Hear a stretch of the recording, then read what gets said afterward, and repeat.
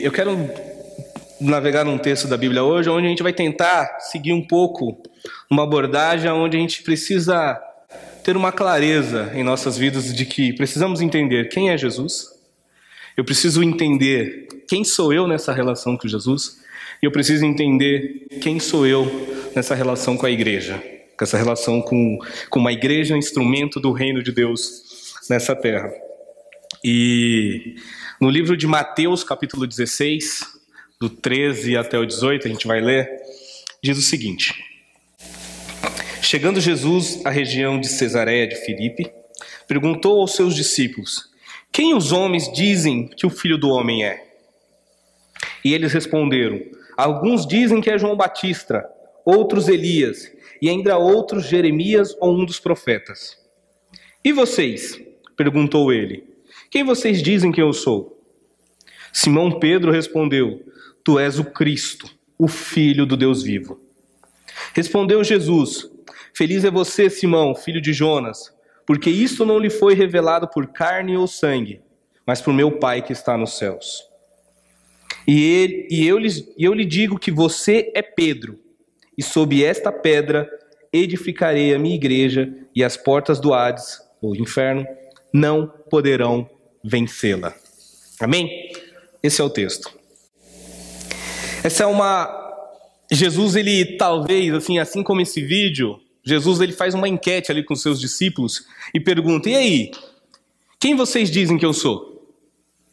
Porque a sociedade, o mundo, a comunidade judaica, a comunidade de Jerusalém tem uma opinião ao meu respeito.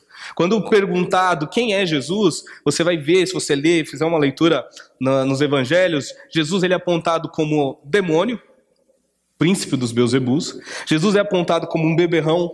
Jesus é apontado como amigo de pecadores. Jesus é apontado como aquele que anda com as prostitutas. Jesus é apontado como um falso profeta. Jesus é apontado como um charlatão. Jesus é apontado como uma série de coisas. Mas tem gente que fala bem, tem gente que fala mal. E assim é a tônica da vida, né? Não foi diferente com Jesus. E Jesus, quando ele pergunta aos seus discípulos ali, ele faz uma indagação: quem as pessoas dizem que eu sou? Quem vocês dizem que eu sou? E as pessoas fazem uma comparação ali interessante com 3 grandes profetas da Bíblia: Jeremias, Elias e João Batista. Algumas pessoas até entendiam que Jesus ele era a reencarnação de João Batista, o que é um erro, porque se você pensar logicamente, Jesus e João Batista têm diferença de meses, né? Eles são primos, então eles têm ali uma diferença um pouco antes. Se você for ver lá em Lucas, quando Maria, ainda grávida, vai visitar Isabel, um menino se mexe no ventre da outra e ali ela começa a ter um sinal de que, olha, bendita é tu, o fruto do teu ventre, né? Então, João Batista já não dá. Mas se você parar para pensar, a mensagem de João Batista era uma mensagem muito dura. Era uma mensagem que pregava o arrependimento, pregava a transformação, e era uma mensagem que vinha, né, de encontro ao povo e que, sobretudo, aos poderosos daquela nação. E era uma mensagem muito dura. Se você for para Elias, é a mesma coisa. Era uma mensagem muito dura contra o povo, contra o rei, contra uma nação que se desviou de Deus, uma nação que estava afastada de Deus. E era uma mensagem que, se você parar para pensar, onde o profeta chega a determinado ponto a mandar matar os profetas, né, de Baal, é um profeta que manda descer fogo do céu, um profeta que tem poderes e sinais miraculosos ali ao redor da sua vida, mas não deixa de ter uma mensagem dura, uma mensagem que talvez quem nasceu naquela época, quem viveu aquele período, não tinha muita esperança. Se for olharmos para Jeremias, então, piorou.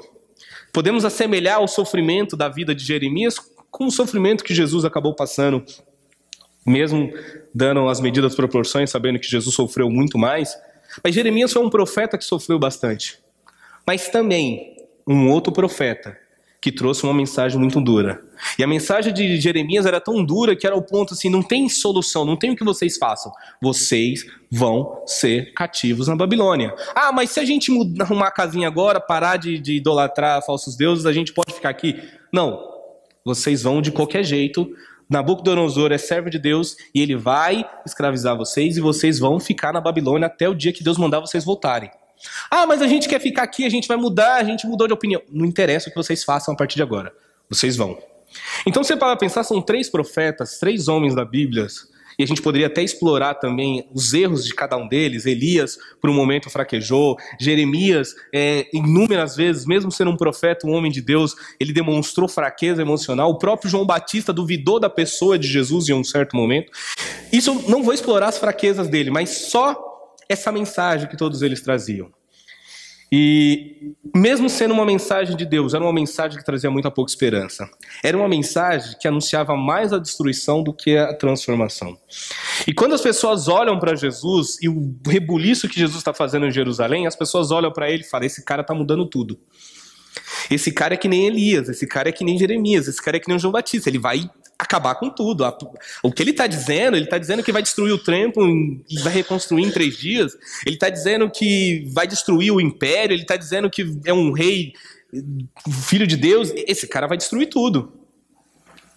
Só que, além dessa mensagem perturbadora que Jesus trazia, que Jesus incomodava as pessoas, tem uma outra mensagem, um plano de fundo que não dá para ser percebido somente com os atos que Jesus estava fazendo. Era uma mensagem que precisava de algo especial, de uma revelação especial, de uma transformação de dentro para fora.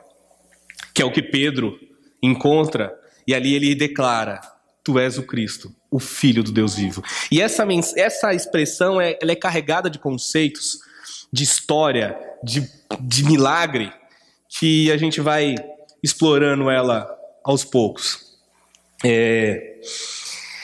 Como cristão, por incrível como eu falei do vídeo, eu fui e sou muito apaixonado por esse negócio chamado igreja. Sempre fui, sempre gostei. Desde o dia que eu me converti, eu já tinha muito clareza que eu queria ser pastor, que eu queria liderar, que eu queria pregar, que eu queria ensinar. Mesmo não sabendo muita coisa, eu já tinha clareza que era isso que eu queria para minha vida. E eu tinha uma paixão e um amor muito grande por isso. Ainda tenho. Eu sei que esse tinha no passado, parece que acabou. Não, ainda tenho. Hoje eu tenho um pouco mais de trabalho. Vocês ouvem ao fundo o meu diálogo. Porém, eu fui muito apaixonado por igreja. Muito, muito, muito, muito, ao ponto de ser quase cegamente irracional para muitas coisas. De amar tanto igreja, de ter, falo com muita clareza, com muita convicção, que dentro de igrejas foi o lugar onde eu vivi as melhores coisas da minha vida, onde eu mais cresci, onde eu mais fui transformado, onde eu mais experimentei o amor e a graça de Deus, foi dentro de igrejas. Mas foi dentro da igreja também, onde eu vi o pior do ser humano. Foi dentro da igreja também que eu mais me machuquei, que eu mais me senti sozinho e angustiado, que eu mais me senti traído e engranado. Foi dentro desse convívio, dessa relação dessa coisa que Deus instituiu e chamou de igreja, eclésia, né, como está no grego. E com o passar dos anos, eu me decepcionei bastante com muitas coisas. Ao ponto das pessoas olharem para mim e falarem assim: você está muito frio, né? Eu que venho de um contexto pentecostal, sou pentecostal, as pessoas não acreditam nisso, mas eu sou. Mas as pessoas falam e apontam e falam: você esfriou, você não é mais como era antes. E realmente, eu mudei bastante. Penso que algumas coisas eu melhorei, algumas eu piorei, algumas eu evoluí bastante, outras eu dei uma estagnada e tenho plena consciência e certeza que eu preciso voltar a me engajar no projeto. Mas é neste local, esse é o enredo, esse é o ambiente que a gente vai discutir um pouquinho hoje. Igreja, cristão e quem é Jesus. E eu tive as minhas inúmeras experiências com igreja. Eu tive várias, muitas histórias, muitas coisas para contar. Mas também, se eu começar a contar as coisas que eu vivi também nesse contexto de igreja, é uma coisa muito dolorida.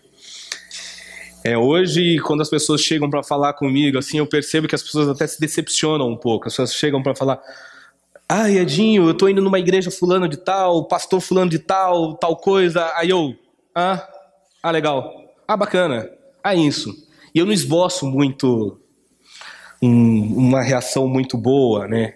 E aí eu percebo que as pessoas devem olhar para mim e falar assim: nossa, ele não Coitado, desviou, tá perdido.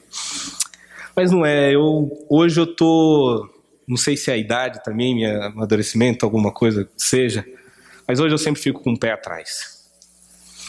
Infelizmente, essa relação, sabe aquele amor, aquele prazer, aquela coisa que você se entrega loucamente, cegamente, hoje faz com que eu sempre fique com o pé atrás. Eu falo, vamos esperar. Vamos esperar. O tempo revela todas as coisas. Vamos esperar. Vamos ver se é tudo isso mesmo.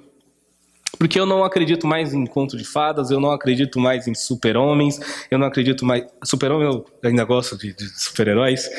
Eu não acredito mais em super-crentes. Eu tenho uma plena consciência de que esse vídeo demonstra que a relação entre os cristãos e o mundo, os cristãos e a igreja, é uma coisa bem complexa. E é uma coisa de qual nos desafia a cuidar, a sempre olhar para aquilo. E a sempre buscar um entendimento e buscar o que é melhor para nós e aquilo que Deus tem de melhor para as nossas vidas. Porque Ele é o foco, Ele é o centro de todas as coisas.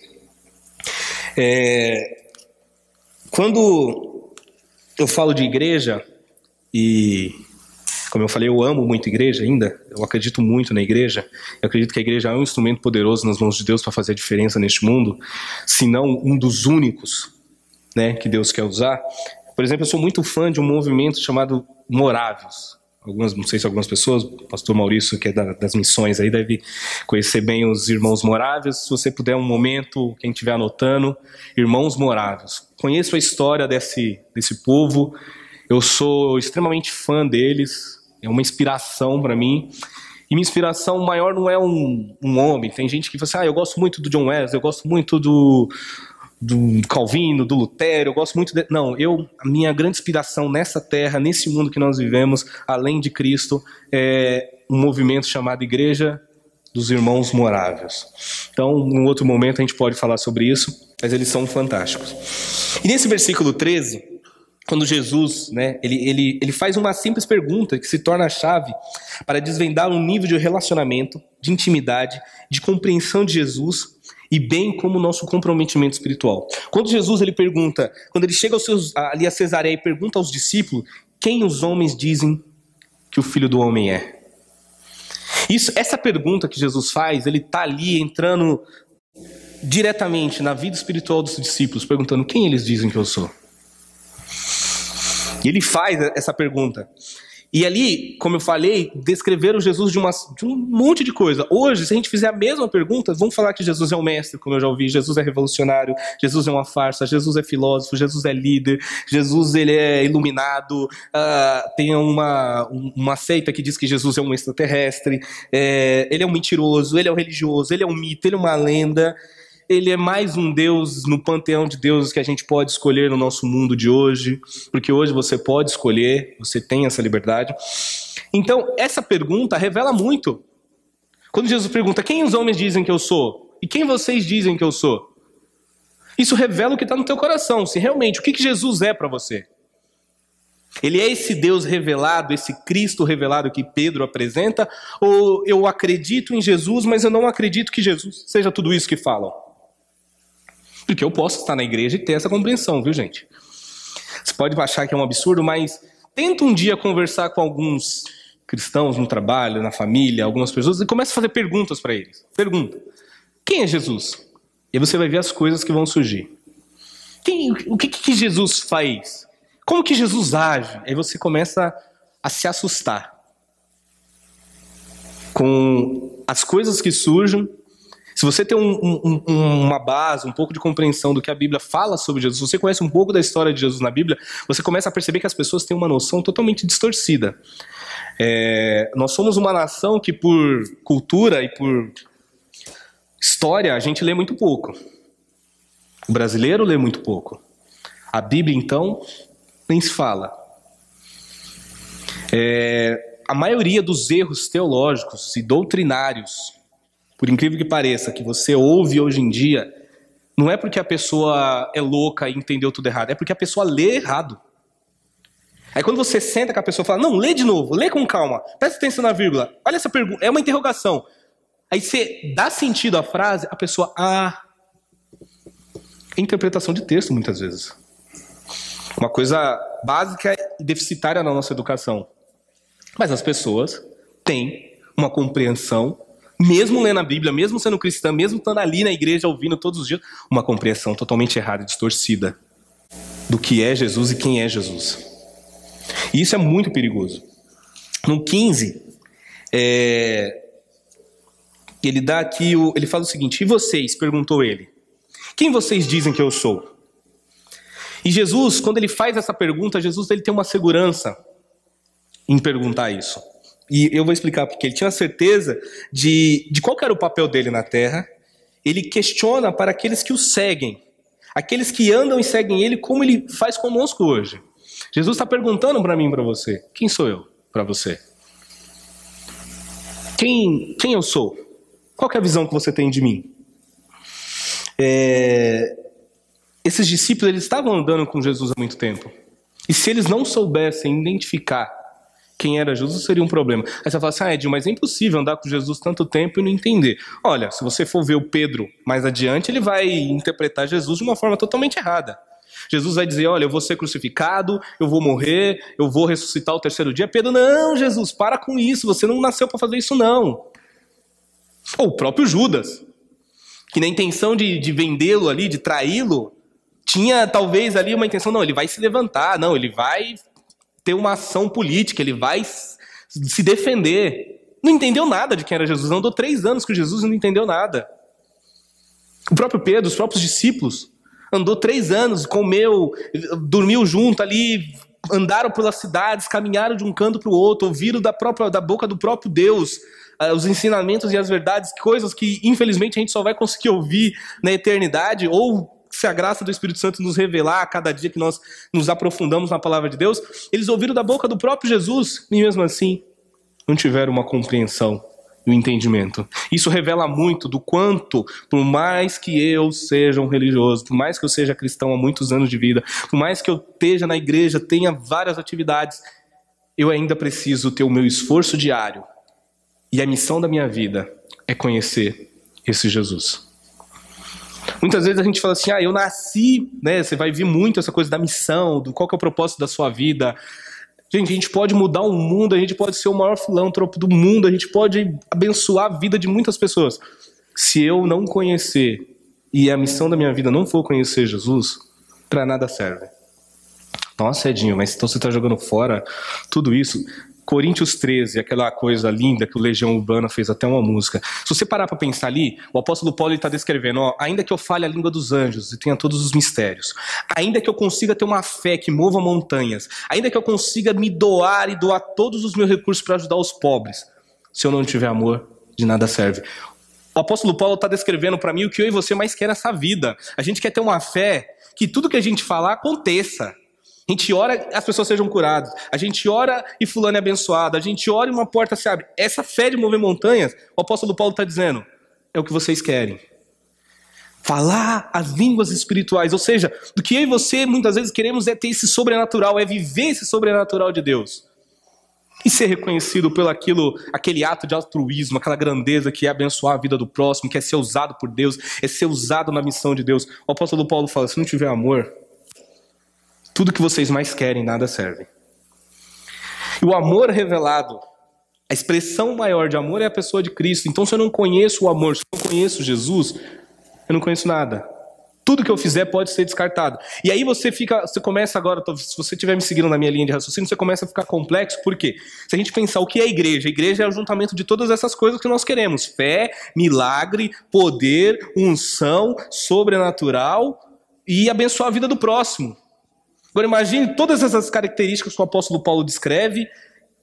Ele se institucionaliza dentro de um negócio chamado igreja, e quando ele se institucionaliza no negócio chamado igreja, falta o principal, que é o amor. Ou seja, falta o principal, que é Jesus. Isso é muito louco. E por isso que nós temos que fazer essa pergunta: quem é Jesus? Eu o conheço?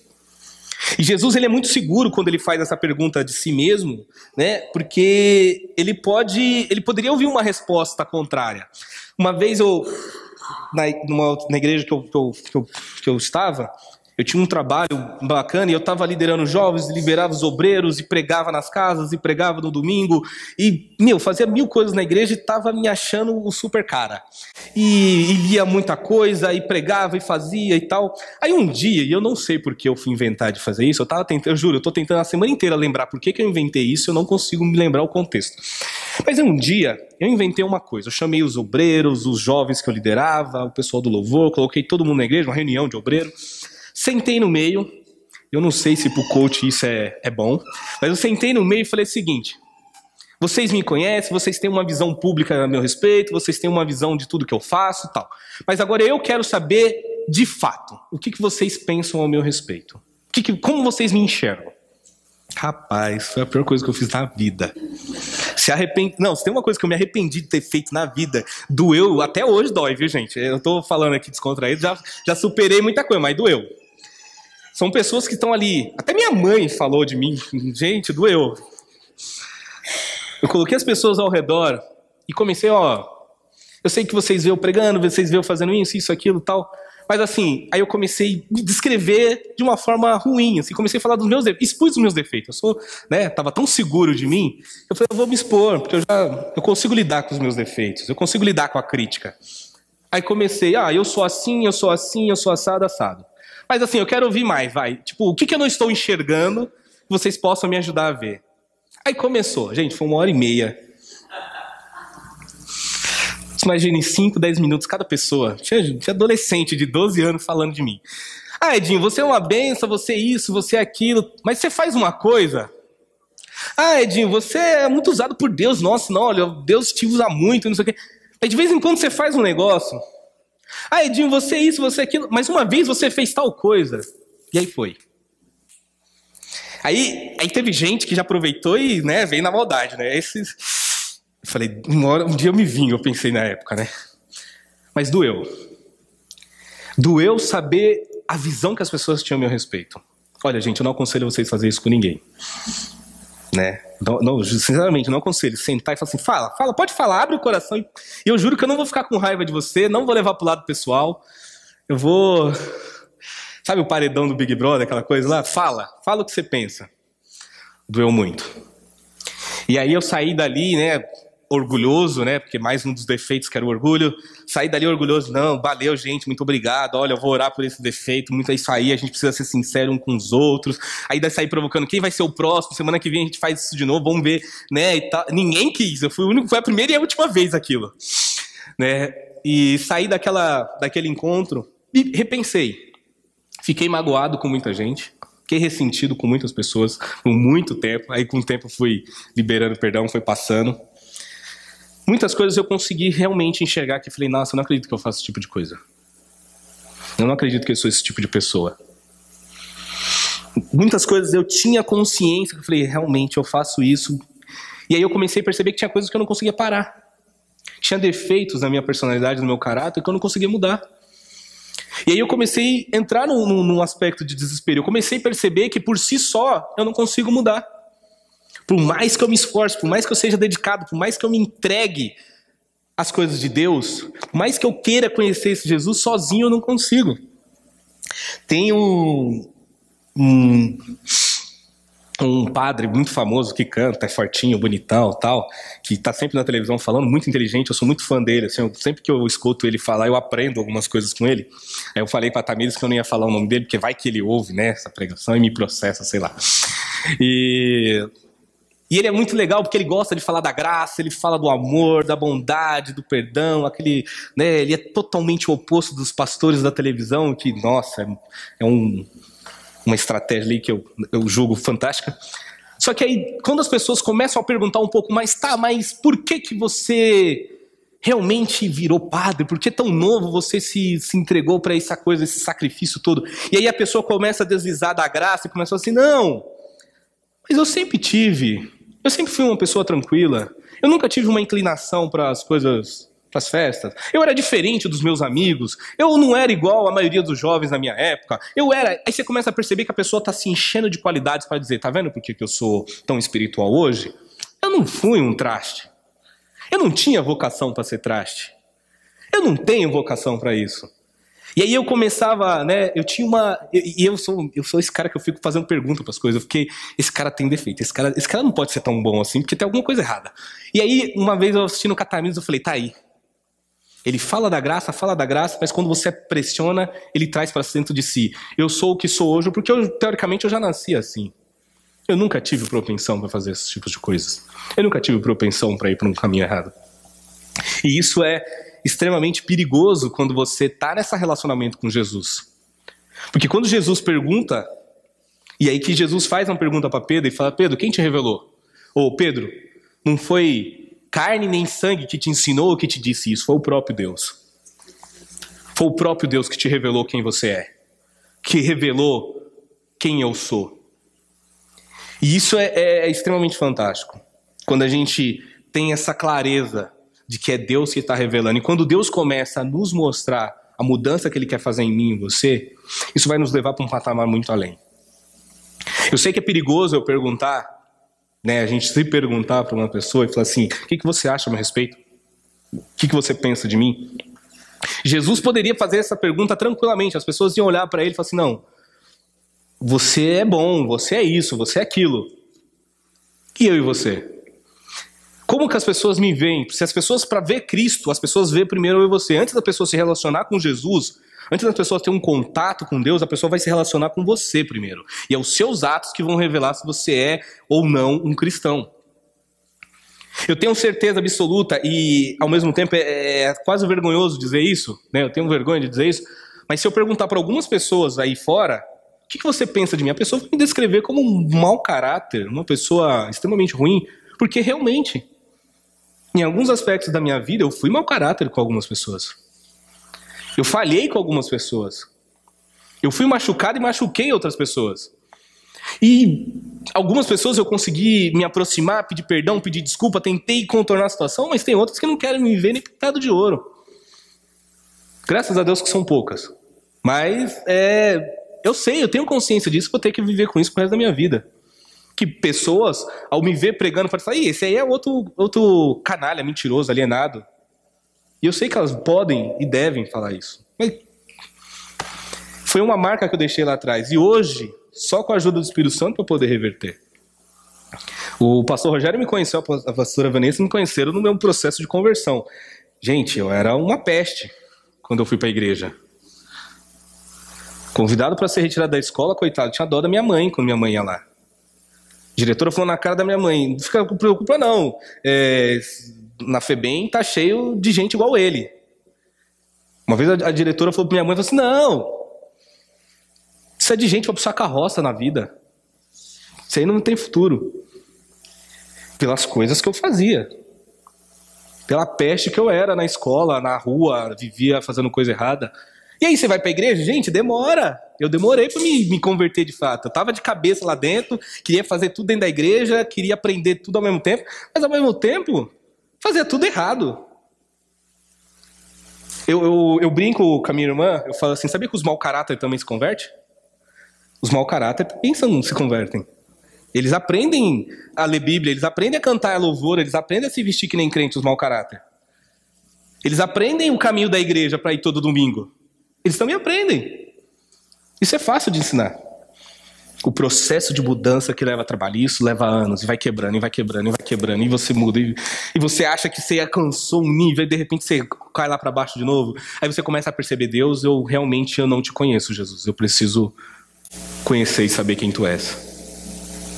Porque quando você passa para esse nível de relacionamento onde Pedro é revelado pelo próprio Deus, aqui no 16, Simão Pedro respondeu, tu és o Cristo, o Filho do Deus divino. No 17, Jesus respondeu, feliz é você, Simão, filho de Jonas, porque isso não lhe foi revelado por carne ou sangue, mas por meu Pai que está nos céus.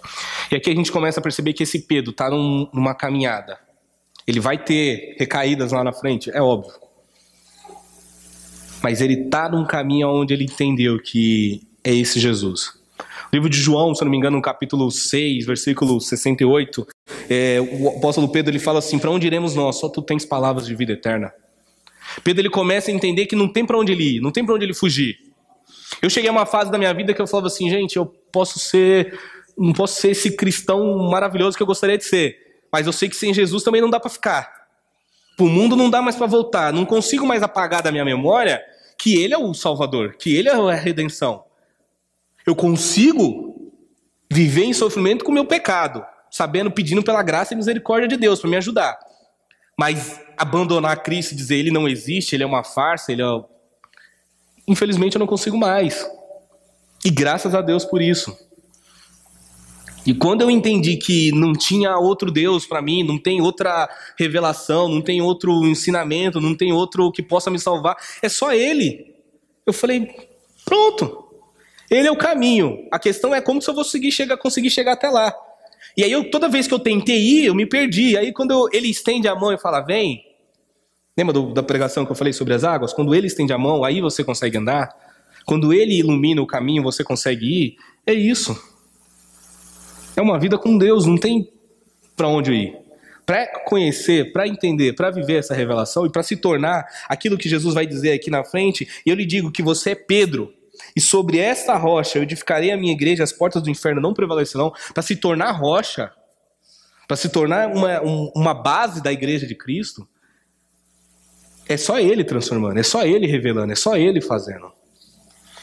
E desculpa se até agora, não sei, você achou que era você que veio até aqui, que você que é uma boa pessoa, que você que tem um coração melhor que os seus familiares, você que é melhor que o seu esposo, você que é melhor que os seus pais. Não. Se eu estou aqui, se nós estamos aqui, é porque Cristo tem nos trazido até aqui e tem apostado em nós, tem acreditado em nós.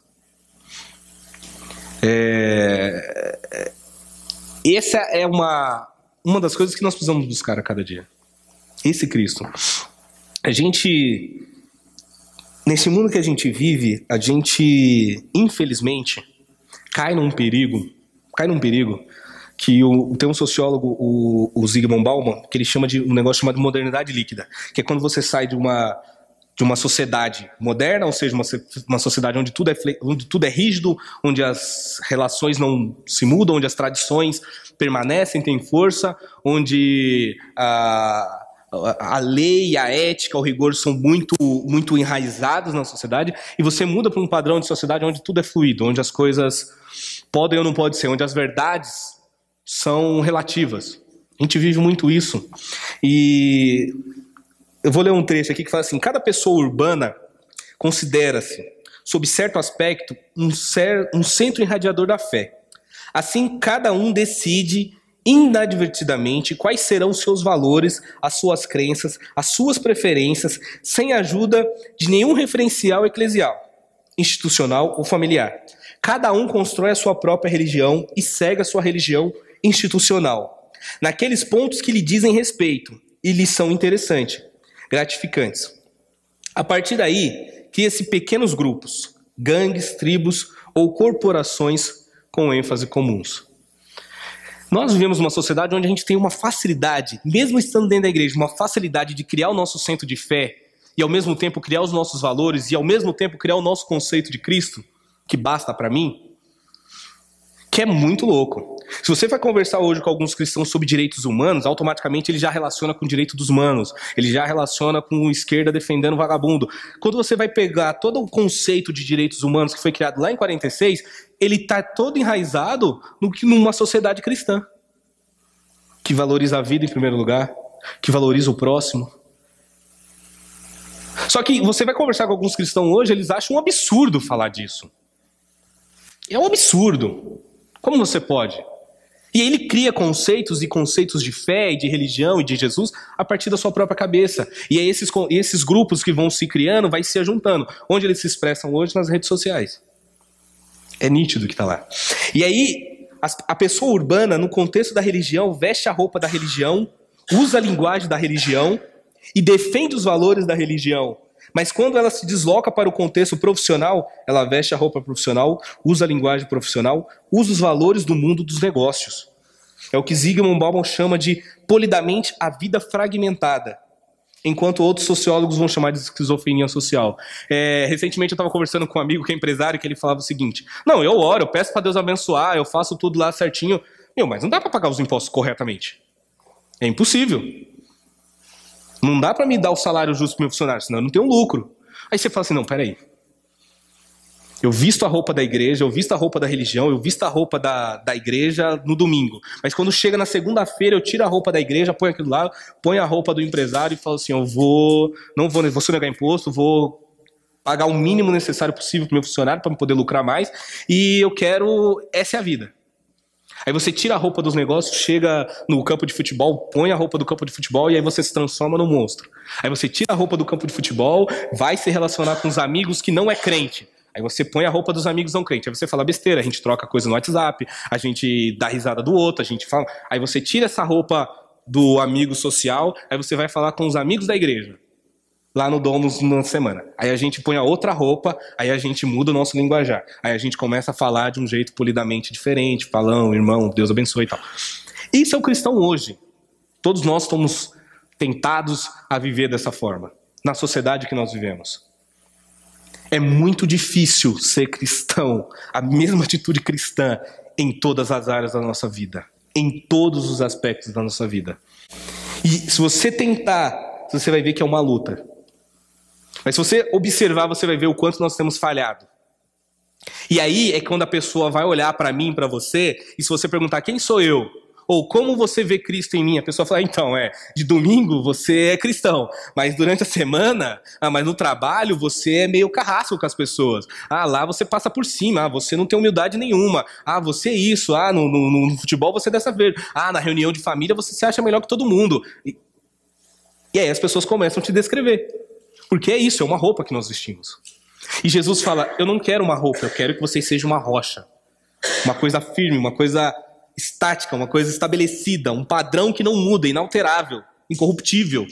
Nem o tempo faz mudar a rocha. Então, é isso que eu quero de vocês. Em todos os contextos, vocês sejam os mesmos. Isso é extremamente difícil.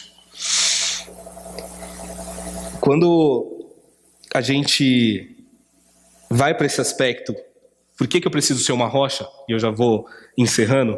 Por que eu preciso ser rocha? Por isso que o tema da pregação é sobre rochas. É sobre eu e você. É eu e você que precisamos conhecer esse Jesus. É eu e você que precisamos conhecer como anda o nosso relacionamento com esse Jesus. É eu e você que precisamos ter clareza de como as pessoas enxergam o nosso relacionamento com Jesus e como esse relacionamento está aí espalhado com as outras pessoas. Tudo isso que eu estou falando é o que tem sido pregado aqui na igreja, reino de Deus. Como que o reino está se manifestando? Como que o reino está se expandindo? E um reino, para avançar, precisa de embaixadores, precisa de pessoas, precisa de conquistadores, precisa de pessoas que vão. E essas pessoas somos eu e você. E quando Jesus usa aqui, eu lhes digo no último versículo 18, eu lhe digo que você é pedra, e sob esta pedra edificarei a minha igreja, e as portas do Hade não poderão vencê-la. A metáfora aqui utilizada é de dois reinos em guerra. Na antiguidade, as cidades eram fortificadas com altas muralhas e portas firmes. Você já viu esses filmes de época, Game of Thrones, essas coisas todas. Para que durante os ataques sofridos possam resistir firmemente. Então essa é a metáfora que Jesus está usando. Onde se encontra a igreja verdadeira? Talvez essa seja uma pergunta que todos nós temos. Nas denominações evangélicas pentecostais? Nas neopentecostais? Nas históricas e reformadas? Sim. Nas comunidades? Sim. Nos grupos? Sim. E onde se encontra a não igreja verdadeira? Nas denominações evangélicas? Sim. Nas neopentecostais? Sim. Nas pentecostais? Sim. Nas históricas? Sim. Nas comunidades? Sim. Nos grupos? Sim. Nas reformadas? Sim. É muito complexo isso. Esse paradoxo é muito complexo. E aí você vai entrar num conflito, porque a gente tem, ao mesmo tempo, uma visão do que é Jesus, cada um de nós temos, e a gente passa a ter também uma visão do que é ser igreja. E é aí que complica. Por isso que a gente tem uma diversidade absurda do que é igreja. Eu costumava dizer que, eu ouvi uma vez um pastor dizendo que ele falava assim, que o problema, a diferença entre a igreja católica e a igreja evangélica é que a católica só tem um papa, a evangélica tem milhares, né? E aí eles disputam muito entre eles. Mas é um pouco isso, né? E a gente não tem uma definição, eu acho que a gente não vai chegar numa definição do que é ter uma igreja. Mas isso não nos isenta de buscar o que é melhor a partir dos parâmetros que Deus apresenta na palavra de Deus. E aí a gente consegue pensar algumas coisas, alguns detalhes eu vou colocar aqui, poderia passar o dia colocando coisas aqui, mas a igreja de Cristo é composta por aqueles que nasceram de novo. Então o que é uma igreja verdadeira? São pessoas que nasceram de novo, são pessoas que estão em processo de transformação de caráter, são pessoas que estão em processo de dizer, olha, eu era um canalha como Jacó, mas agora eu quero ser uma bênção, eu quero ser Israel, eu quero mudar. Eu era aquela pessoa que as pessoas só tinham uma visão ruim, agora eu quero que as pessoas tenham uma visão boa a respeito de mim também. Então, igreja é um lugar onde pessoas nascem de novo. Uma igreja verdadeira é um lugar onde pessoas que nasceram novamente. Uma igreja, e isso você vê lá em João 3, né, quando Jesus traz aquele contexto de Nicodemos. A verdadeira igreja é composta pelos amigos de Jesus. Jesus, ele chega um momento que ele fala para os seus discípulos, olha, eu não vou mais falar para vocês lá em João 15. Agora eu revelo para vocês porque vocês são meus amigos. A intimidade, a aproximação. Há um relacionamento pessoal, não mais um relacionamento servil, onde eu mando e vocês só obedecem. Há um relacionamento escravizador que a religião impõe. Jesus fala, não, vocês são meus amigos. Há um relacionamento pessoal aqui. A verdadeira igreja vive em unidade. A verdadeira igreja vive em amor. A verdadeira igreja vive e busca a santidade, luta por isso. Né? Uma frase que eu gosto muito que é assim, eu não sou santo tentando ser pecador, é o contrário, eu sou um pecador que a muito custo está tentando ser santo, porque eu nasci pecador, vou morrer pecador, mas a santidade por meio de Cristo é que me transforma e que me garante, crendo em Jesus Cristo, obedecendo a Jesus Cristo, que me garante a salvação. É o meu advogado fiel, como a Bíblia diz. Então, a verdadeira igreja vive em santidade, a verdadeira igreja vive para a glória de Deus. E todos os que vivem nela, eles buscam a experiências características acima descrita. A verdadeira igreja coloca Cristo, entroniza Cristo como o seu alvo principal e a sua busca absoluta. Então, conhecer Jesus, conhecer o nosso relacionamento com Jesus, conhecer o relacionamento que as pessoas percebem que nós temos com Jesus, vai refletir numa coisa chamada igreja. E tudo isso vai estar um pouco embasado nessas características, porque as pessoas vão ver, olha, é uma pessoa que nasceu de novo, é uma pessoa que vive unidade, é uma pessoa que vive em amor, é uma pessoa que vive buscando a melhora do próximo, é uma pessoa que vive em humildade, é uma pessoa que vive em constante busca pela transformação e redenção. E isso está estabelecido nessa rocha. Isso que Pedro experimenta, e Jesus vira para Pedro e fala assim, agora que você conseguiu entender a relação que eu tenho com Deus, a relação que vocês têm comigo, agora que você percebeu, Pedro, que eu sou Deus, que eu sou aquilo anunciado pelos profetas desde Gênesis, que eu sou aquele que vai pisar na cabeça da serpente, eu sou aquele que Moisés falou que ia se levantar um profeta como ele, eu sou aquele que Jeremias profetizou, aquele que Elias profetizou, eu sou o cumprimento da promessa, eu sou a redenção, eu sou a mensagem que, além do que João Batista, Elias e Jeremias falou de destruição, eu sou aquele que destrói, mas também sou aquele que reconstrói, eu sou aquele que anuncia coisas novas, as boas novas, eu sou a redenção. Eu sou o caminho, a verdade e a vida. Agora que você entendeu isso, Pedro, eu posso edificar minha igreja sobre você. Porque as pessoas vão ver isso por meio de você. Amém? Complexo, né? Pra gente, né? Tem coragem de sair amanhã e perguntar para as pessoas o que elas estão vendo? É difícil, gente. Minha própria mãe, que diz que me ama, que morreria por mim. Dói. Sou Danilo. E aí, mãe? Quer perguntar? Já pensou? Eu quero que você saia com essa pergunta.